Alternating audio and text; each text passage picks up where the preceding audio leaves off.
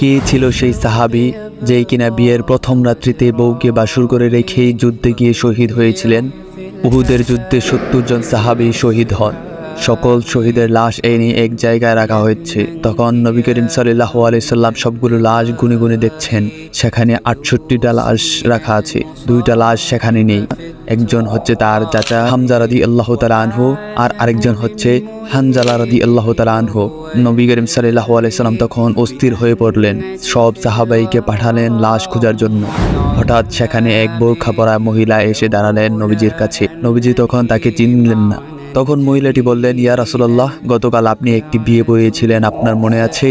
তখন নবীজি বললেন, হ্যাঁ, আমি তো হানজালার বিয়ে পড়িয়েছিলাম, যার বিয়ের খুশিতে আমি খুরমা খেজুর ছিটিয়েছিলাম। মহিলাটি বলল, ইয়া রাসূলুল্লাহ, আমার হাতটা দেখেন, আমার হাতের মেহেদি এখনো শুকায়নি।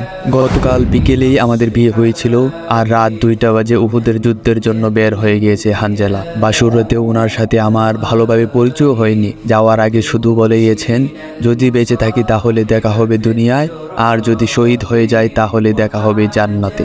মহিলা বললেন, ইয়া রাসূলুল্লাহ, যাওয়ার আগে আমার কপালে একটি চুম্বন করে গিয়েছেন। এটির আরেকটি পর্ব দেয়া আছে। আর বন্ধুরা, আপনি যদি এরকম ইসলামিক ভিডিও পেতে চান তাহলে অবশ্যই ভিডিওতে লাইক দিয়ে চ্যানেলটিকে সাবস্ক্রাইব করে রাখুন।